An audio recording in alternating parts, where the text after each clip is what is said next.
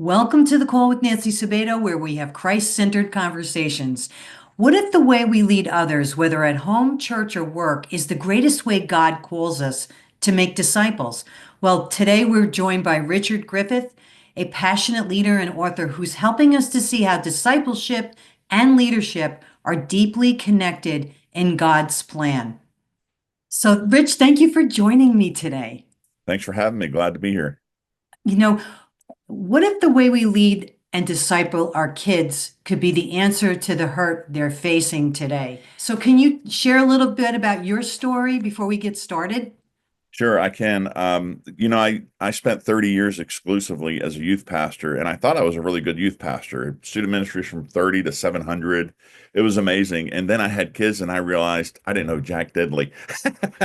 So my confession really is I spent 30 years discipling other people's children, and I didn't realize how to disciple my own. And I say that one of the things, very few Christian parents actually go to Lifeway or a Christian bookstore and look for curriculum to disciple their kids. And so my kids are all three adopted out of the system. I'm a single dad who fought that call for 4 years to adopt, and finally some statistics out there. Of course, then I research things, right? Because my doctorate's in youth, family, and culture. And so I researched and found out that by the time a child hits second grade, that's 8 years old, if they're not adopted out of the system, they have a 90% chance of aging out of the system. And of those children, older children that age out, 50% of them will wind up homeless, incarcerated, sex trafficked, or dead or in prison. So Hmm. that's really sad statistics. So I said, okay, Lord, I'm done fighting, and wound up adopting my first son, who is now 25. And then my second son is 22. He's about to go into the Coast Guard. And then my youngest son is 16, and he's doing really well. Those two are thriving. And I think what happened when I first started adopting my youngest son, I was in my doctoral program at Fuller Theological Seminary and realized that they were a catalyst for me changing direction on what I'm writing about. And so one of the things, Nancy, you've talked to me about, and it's true, Gen Z is the loneliest and most anxious generation. And part of that comes from the work of Dr. Chap Clark and actually Dr. David Elkind, who wrote The Hurried Child years ago, wrote Ties That Stress, The New Family and Balance. And what there's been going on for since about the 80s or so, you had the 60s revolution, the sexual revolution in the 80s. And you remember the term latchkey kids? Yes. And so kids coming home to empty homes and stuff. And this was the beginning of what's called, what Chap Clark would call systemic abandonment. In other Hmm. words, it's not intentional, it's not systematic, but it's systemic. And systemic abandonment is found in every institution that is supposed to be about the nurturing and care of young people, but they've been hijacked by adult-driven agendas. Hmm. And so you can think about that in churches, schools, families, every Hmm. institution. And so this is why Gen Z is the loneliest and most anxious, right? They have very few people guiding them. So for me, this whole direction, I got involved with an organization called D6 Family Ministry. If you're familiar with d6family.com. I've I have heard that. Yeah. Yeah. Yeah, they're a great organization. And what I decided is because we don't buy curriculum, and because we send our kids to get discipled off by somebody else, that's really not a great approach because Deuteronomy 6 talks about the nation of Israel. Hear, Israel, the Lord God is one, the Shema. And then it talks about how we as parents are supposed to disciple our children as we go. In other words, disciple them through life experience and talk about the Bible and how does this fit in with a Christian worldview, right? So as you lie down, as you get up, and some of the greatest discipleship conversations I've had with my kids in the truck driving to school. Wow. It's really phenomenal. And then there's the community in the church. And so this really got me on the catalyst of thinking, if I'm struggling as someone to disciple my own kids, and I've been doing this for 30 years, how many parents are just struggling to disciple their own kids? It's true. So this really put a passion in me to do this. And I equate it to a couple different things. Number one, I've discovered that if you see parents who coach their kids in sports, they hit a certain level. Like for me and my kids, it was like I coached my middle son soccer for like 6 seasons. But when he got to be at an upper level, I'm like, okay, he's past my ability to coach him, right? And so we hand him off to another coach or another program. But the problem is we've done that at the church way too early. We hand them off to children's pastors, youth pastors. And so we're like, okay, well, they're taking care of that. That's the church's job to disciple. And Mhm. this is why a lot of young people, you're probably familiar with the term of nuns, Nones. Um, No, I don't know about that. oh, okay. I always say we've raised a generation of nuns that are leaving the church, but they're not Nuns. It's Nes. Love it. And millennials and gens started this generation of nuns, which means they have no religious affiliation. And by the way, I should say, and the research, this is 20 years ago from Christian Smith, shows that, the church was only at best retaining 75% of young people that are involved. I'm sorry, they're only retaining 25% of young people Mhm. that were involved in the life of the church. 25%. Mhm. 75% were leaving. And it's because, they call us evangelicals for a reason, not disciple-gelicals, right? Yeah. So were you ever involved in youth camps when you were growing up? No, no, Okay. because I grew up Catholic. I didn't Oh, go into any okay. youth camps. Yeah. Yeah. Well, one of the things we experience, we take kids to youth camp. We spend all this money on youth ministry, right? And children's ministry. They go to youth camps, children camp, and they have great speakers. And we jokingly call it Cry Night. I don't Okay. know if are you familiar with Cry Night? No. Boy, you're telling me all kinds of stuff I don't know here. Well, anybody does youth ministry kind of knows. Cry Night is when the speaker, about the third night of the week message or whatever, gives the gospel presentation. And of course, all the kids are touched and they cry, right? And Oh, emotionally, oh, I there see. you go, right? And they get a response and they go down to the altar and stuff and Uh, have this emotional experience. Now you go back to their church and a week later, nothing's changed, right? Because the term I use is we call them, they're spiritual orphans. yeah. Point being is we have not discipled them well, and this is why so many young people leave the church. They have Hmm. no ownership of church ministry. One of the phrases that drives me crazy is when you hear churches say, "All the youth are the church of the future," but we do nothing to train them to be the church now. Yeah. Yes. Yes. So So, I feel like I've laid all this stuff out. oh no, I'm loving it because I don't think a lot of people know. I mean, I don't even I never heard of it, half the things you're talking about here. So I'm glad that you're kind of covering all that. Mhm. I'm also thinking to myself as you're talking, how about all those kids that graduate high school and they go to college and the Yeah. religion is totally gone. So they've gone to Christian school, Mhm. they've gone to church, they've abided in God, Yeah. right? And get to college, and then all of a sudden destruction. Mhm. So how do you lay a foundation there? Like, are you skilled in speaking into that a little bit? Yeah, I think there's two things. Number one, there's two books, and I think we want to talk about one of them today. And you may have a copy of this, Discipleship and And Leadership. I do.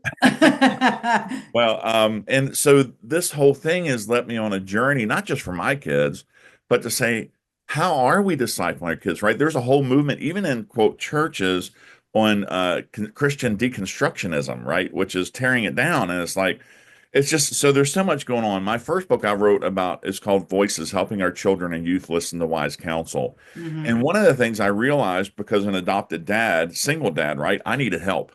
And Yeah. so I needed people who had godly wisdom who would partner with me to raise my children Mm. because I can't be a mom to my sons. It Yeah. can't teach them what biblical femininity is, right? Yeah. So Yeah. they needed to learn that from other like godly women in my church and stuff. I'm a part-time pastor too, beside a professor. And so I do these things in voices. And this book here came out of the fact of when I finished my doctorate in youth, family, and culture, I was a glutton for punishment, and I went back and got a second master's in organizational leadership. And I'm learning all these leadership theories, and I'm like, well, wait a minute. This sounds a whole lot like discipleship, how you lead people into a relationship with Christ, Christian worldview. And then being a professor at Tacoma Falls College, we teach a lot about, human development and Hmm. especially adolescence. And then I realized, well, wait a minute, Eric Erickson's psychosocial development, if you remember that, like trust versus mistrust through the life stage Yes. stuff. Yes. And I went, when you look at some of these leadership principles, they overlap Erickson's psychosocial development. So, for instance, have you read in the book, like the first one is trust versus mistrust? Right. Zero when they're born. And I would say people would think I'm crazy. You can start discipling your child in the womb. Yes. And so listening to Christian music, reading scripture, your baby hears that. They hear your voice. Matter of fact, a parent's voice, a parent modeling when the child is born, gives them their first image perspective of God. Mm-hmm. And so Yeah. think about that with Erickson's psychosocial, trust versus mistrust. So if the Yes. child is nurtured and loved and cared for and provided for, and I tell parents all the time, adoptive parents, look, if there's anything about you in this, don't do it because it's got to be 100% about the kids. That doesn't mean spoiling your kids. It means nurturing your kids, right? Yes. Yes. So you got Erickson's trust versus mistrust. And you go into that. So, okay, what's the leadership model? Well, it's servant leadership.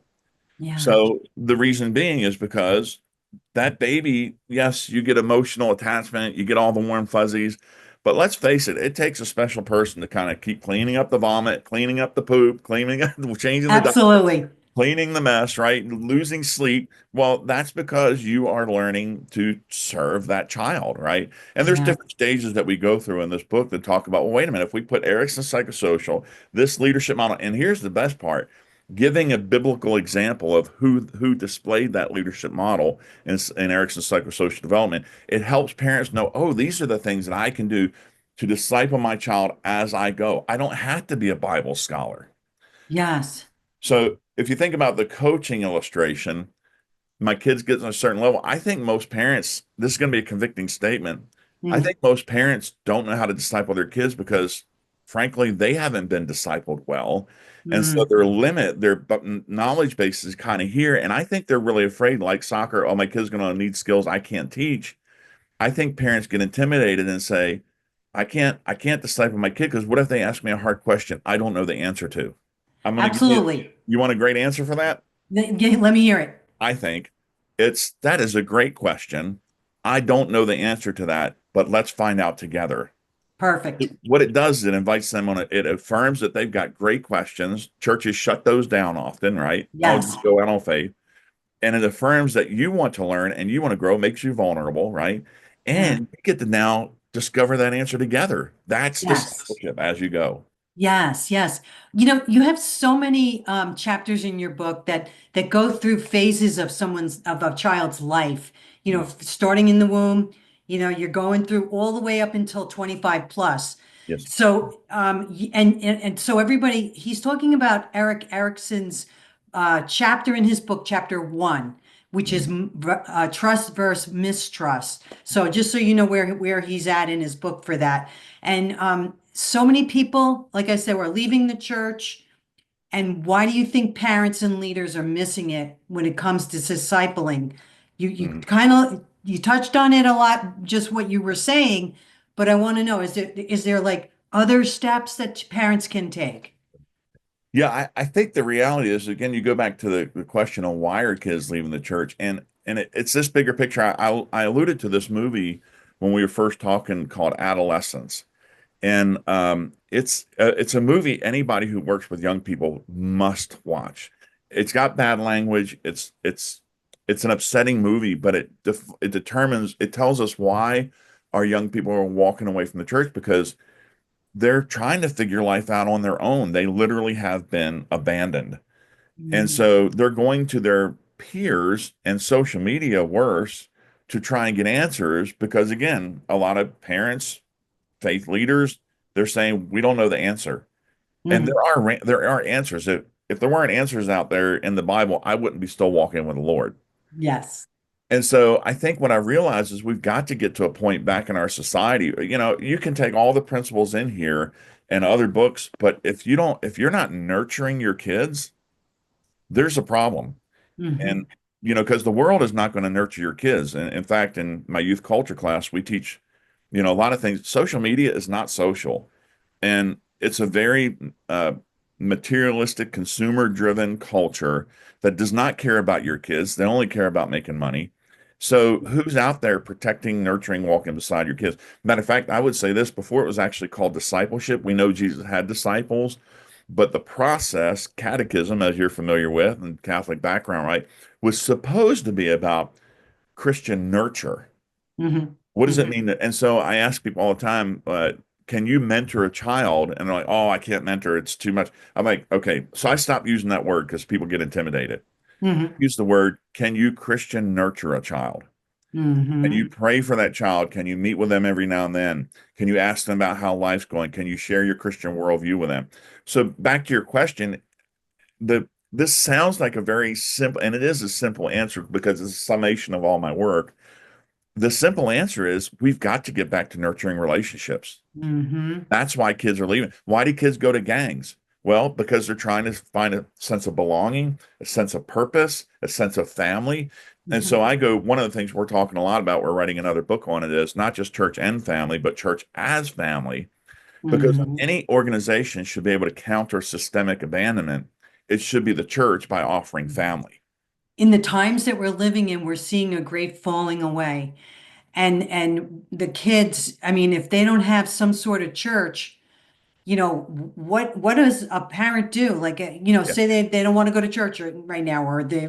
they're struggling to find a church. Because I'm in evangelicals, just so everybody knows, I'm not Catholic anymore. I'm evangelical now. But what if this happens? Yeah, I think the best, and I've got one. So this is a good word. Out of my three sons, they all came to me with trauma. I have one who is my prodigal son, because the trauma was so great. And I'll be the first to admit I've made mistakes. There's not a parent out there who hasn't made mistakes. It's been a learning process for me. I still love my son, so I'm going to keep praying for him. I'm going to put the context of the relationship in his court, but I will continue to pursue him, right? As long as there's not too much dysfunction. And Nancy, I say this, so it's a good reminder to every parent who has a prodigal child, which is this: Adam and Eve had God as a father, and they still blew it. I mean, you can't get a more perfect father than God, and they Absolutely. still made their own choice, right? Yes. So, I think constant prayer.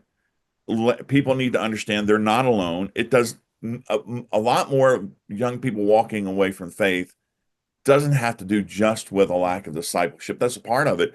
But it's also, there's this onslaught of just things that are going on in our culture with social media. And listen, we're giving kids smartphones way too young. Uh, Hmm. Research says that you really shouldn't give a child a smartphone. The youngest would be 13. I'll be honest with you. I had, like, as a single dad, I gave my kids phones when they were about 13. I tried to give them dumb phones first, but if you had a phone nowadays, you had to remember hitting the buttons, like you had to push that one button three times to get C, and then you mess up like, ah. I do. So, but nowadays every phone has like a built-in internet capacity, so they can get on Yeah. any internet, right? Yeah.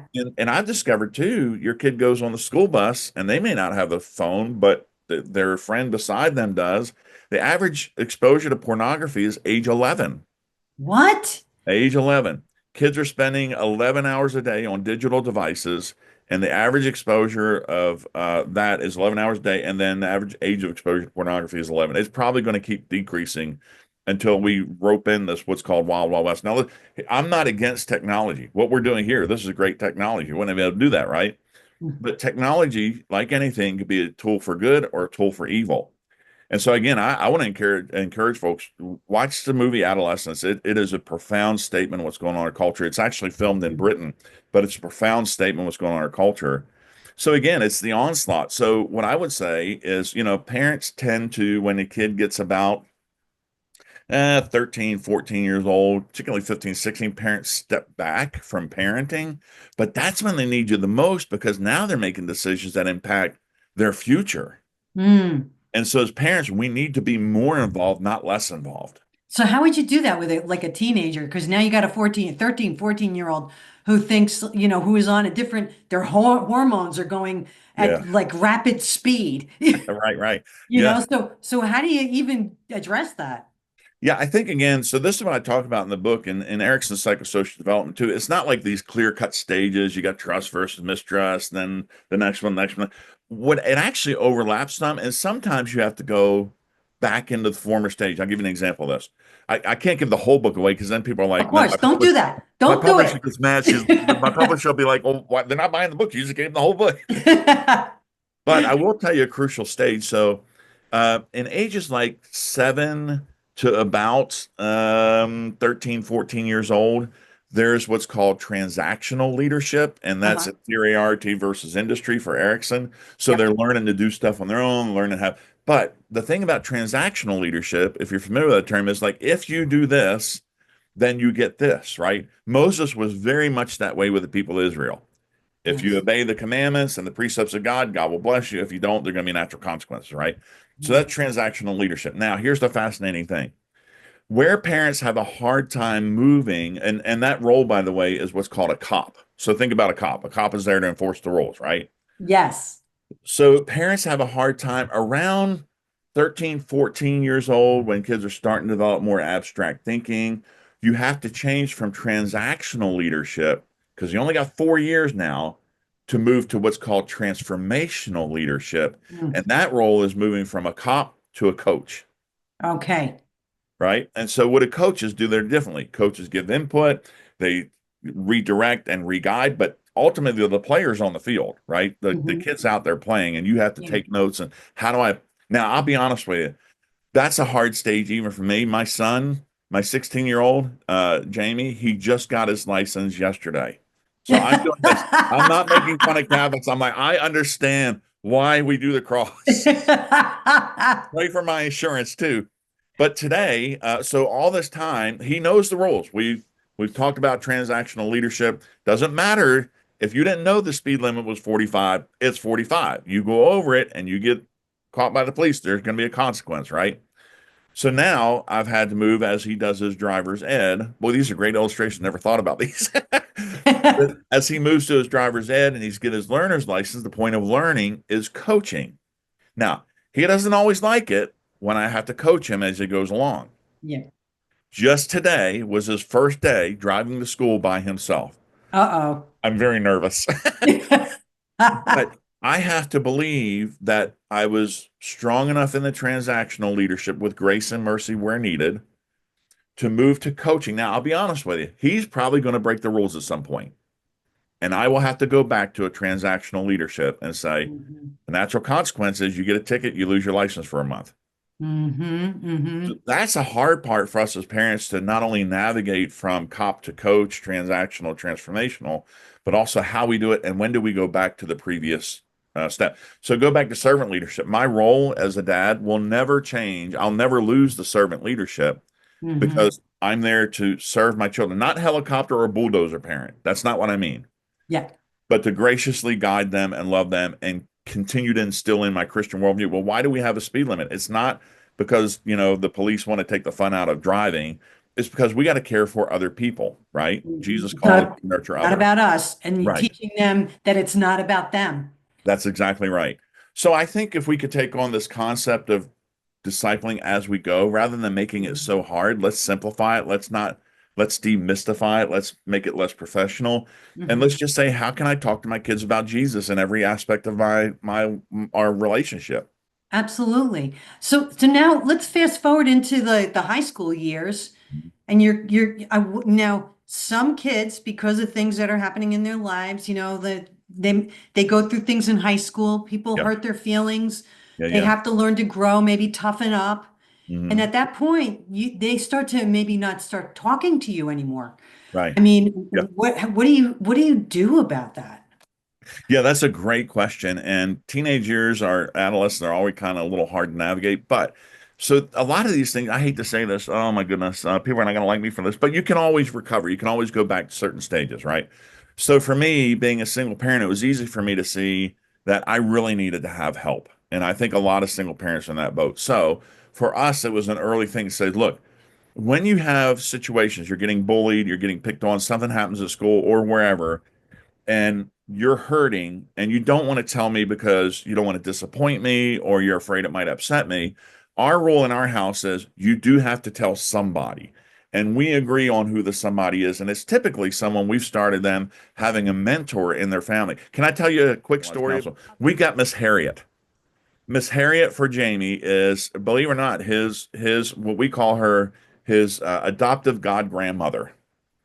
So they have a great relationship.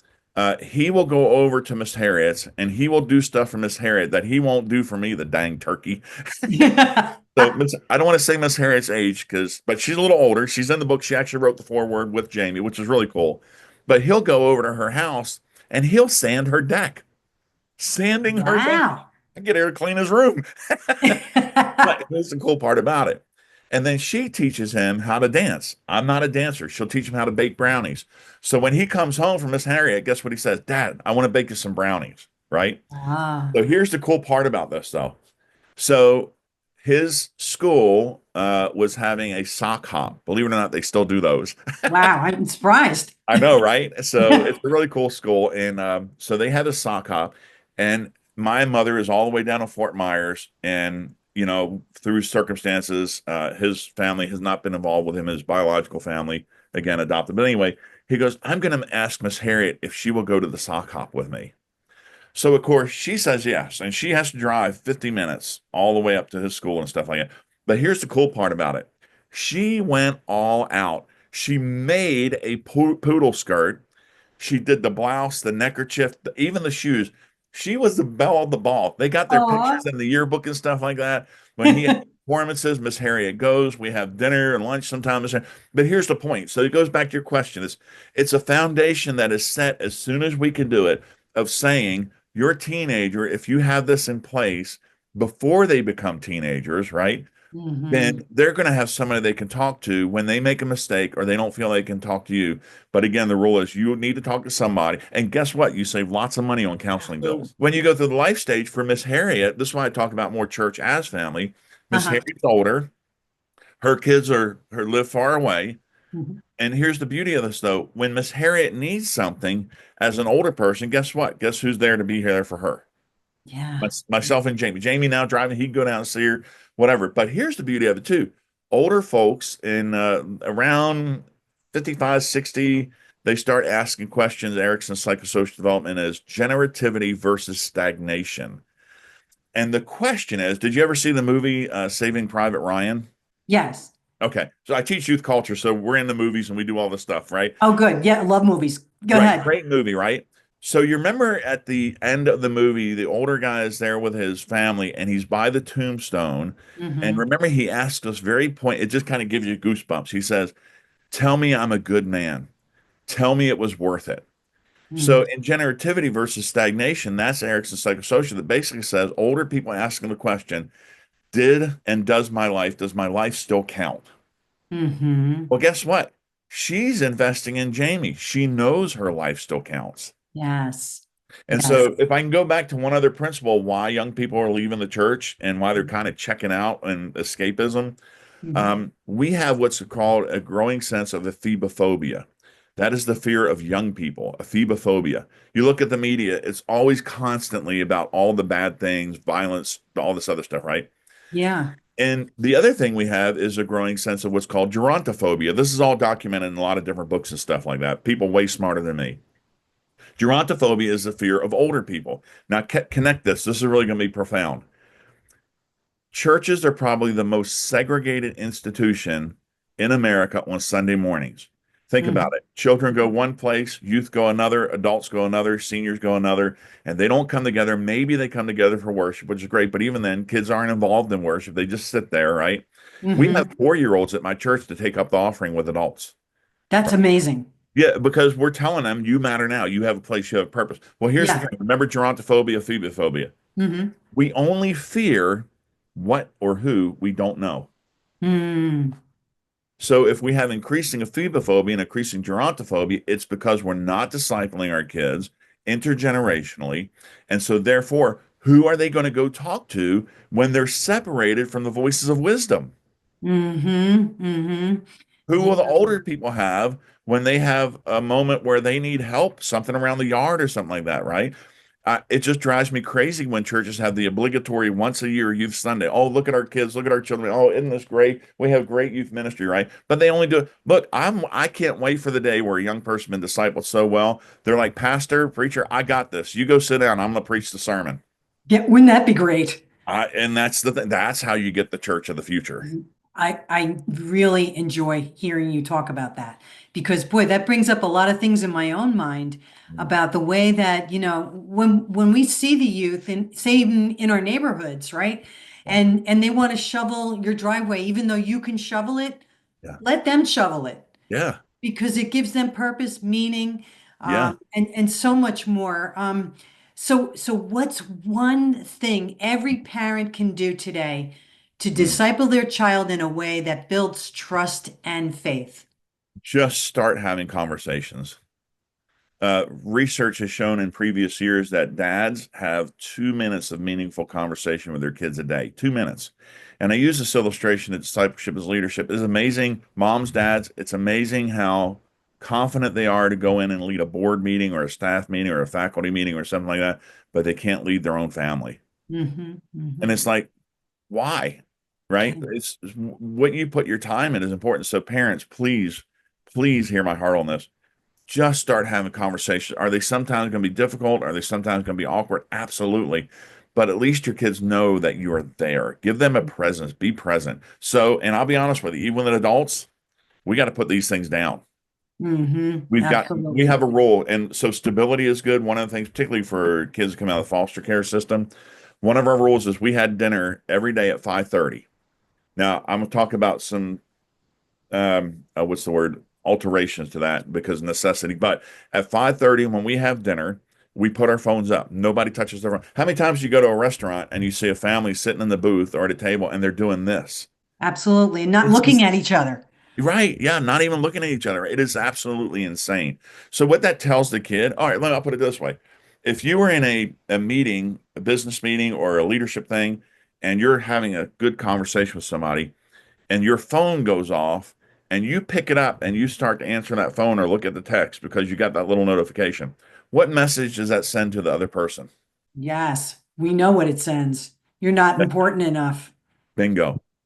And so when we're not putting our phones down, and listen, I can't speak to a secular world. The secular world's always going to do what the world's going to do.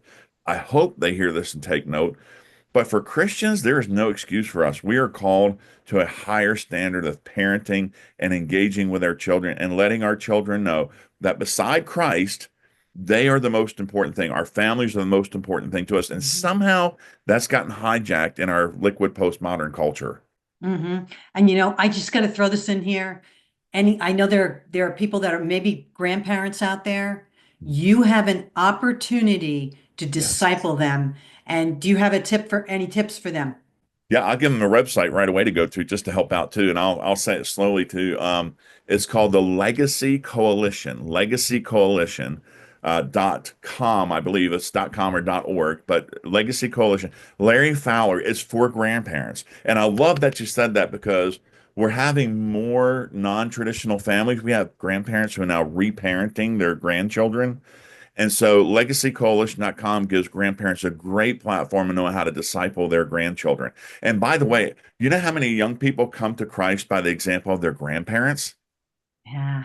It's phenomenal. So legacycoalition.com, and same thing for grandparents. My brother just retired a little bit and he had his youngest grandchild with him all day yesterday. Now, he was exhausted. CJ's Yes. like 2 years old.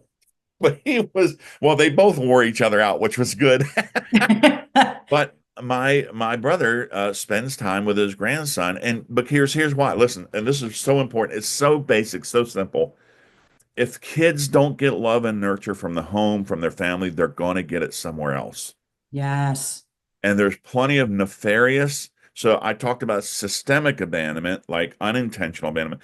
Listen, we all know that there's systematic abandonment. There are nefarious organizations out there that human sex trafficking, all kind of things, pornography, all kind of things. There, if your kids don't get that love at home, they're going to seek that attention somewhere else. Absolutely.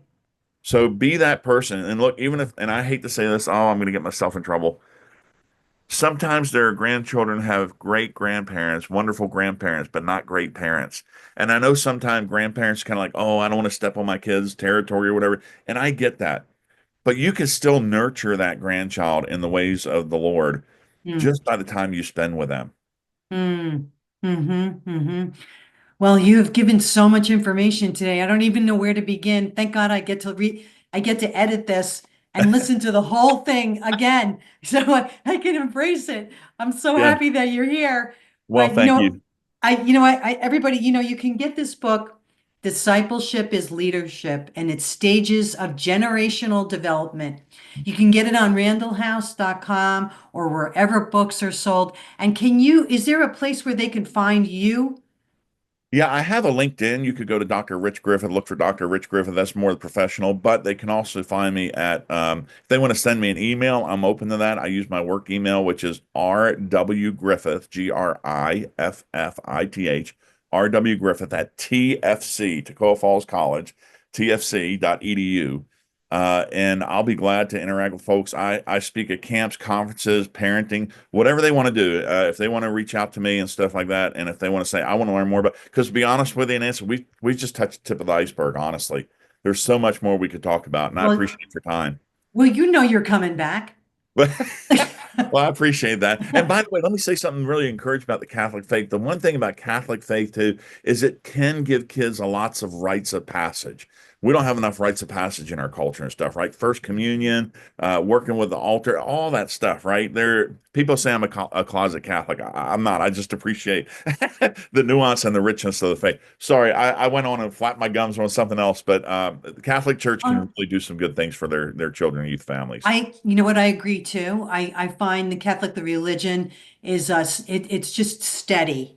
It Yeah, doesn't go off into some other no, sphere. It just no. is always steady. And that's the one thing that I give them so much credit for. Yeah. And Um, a lot of younger people are going back to that study. They're going back to more liturgical traditional churches because the world's in chaos and they're looking for consistency. So that's another psychosocial development. Kids need consistency and they just need a place that they can call their home.